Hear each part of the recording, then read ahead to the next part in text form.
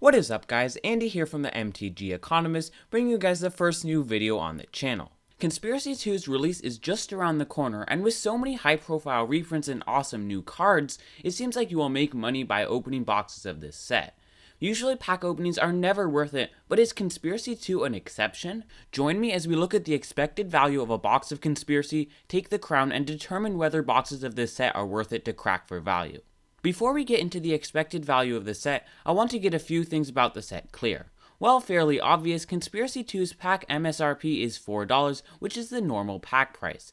There are many implications to this price, but the main thing is that these packs are very affordable. Many players who couldn't afford to crack sets like Eternal Masters will be opening Conspiracy to get their hands on the older cards found in these reprint sets. More people buying packs means that there will be more of the set out there, making cards worth less. This leads to the second point, that similar to normal expansions, Conspiracy 2 has an unlimited print run. This means that stores can always request more product, and they will continue printing this set until they have met demand. In a sense, Conspiracy 2 is going to be a lot like a set like Battle for Zendikar, where people kept cracking boxes for expeditions, as people will be opening Conspiracy because of the insane value. This means that cards will be opened heavily, and every card in the set will plummet in price. Okay, with that all out of the way, let's get into the expected value of the set. First, let's look at the mythics. The most expensive mythics in the set are Berserk and Show and Tell, clocking in at $30 each. Sanctum Prelay is the most expensive new card with a price of $25. The value doesn't stop there, as both the new Planeswalkers are $15 each, Leovold comes out at $10 and Platinum Angel at $7. Both Selvala and Marchesa are both $5 each, and so on. The rest of the mythics are all under $3, but overall the value of the mythics are unparalleled by any other $4 pack. Averaging the price of the mythics gets us to about $12, and since you receive an average of 4.5 mythics per box, doing some simple multiplication gets us to approximately $55. That's over half the box right there. Let's see what the rares can do for us. The most expensive rare in the set is Recruiter of the Guard, pre-ordering for a steep $25. The next most expensive rare is Burgeoning, priced at $7, followed by Inquisition of Kozilek, which is also $7. There are a glut of rares around the $5 mark, including Birds of Paradise, Burning Wish, Phyrexian Arena, and Horn of Greed.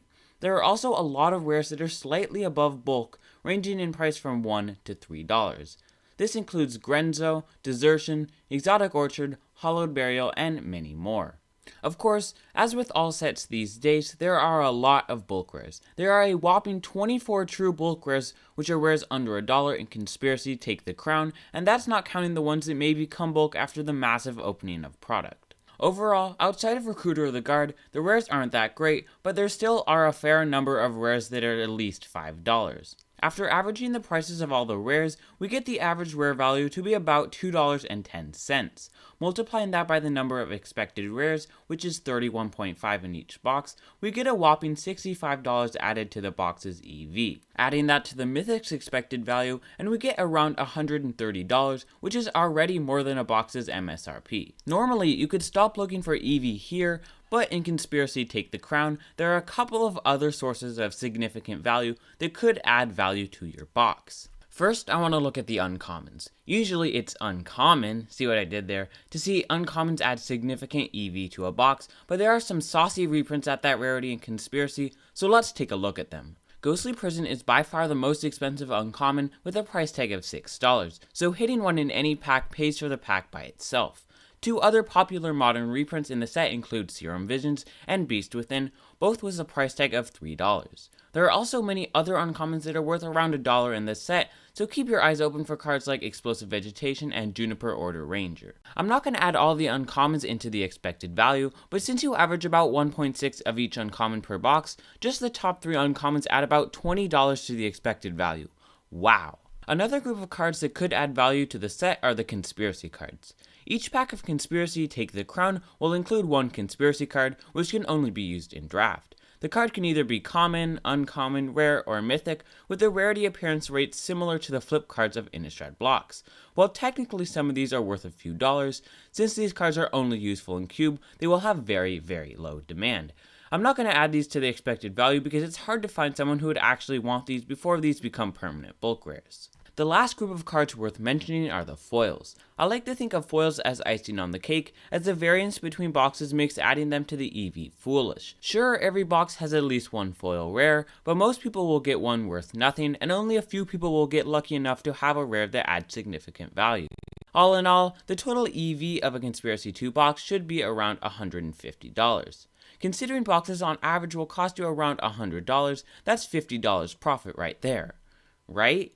Well, technically you can make profit off conspiracy boxes, but you have a very slim period of time to get rid of everything.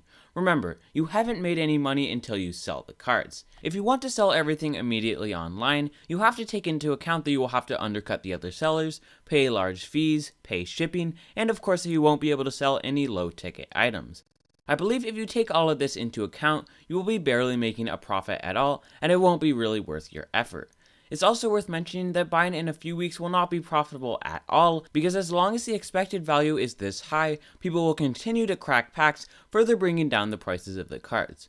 Regardless, this is probably the best set to buy a box of we've gotten in a long time, and if you've been saving to buy a box, now might just be the time. I hope you enjoyed this video, and I hope that it helped inform you on whether to buy a Conspiracy 2 box or not. I know it's easy to see all this value in the set and purchase a box, but trust me, even with a set as good as this, it's not worth the hassle to buy for profit. Anyways guys, see you guys next time, and for now, goodbye.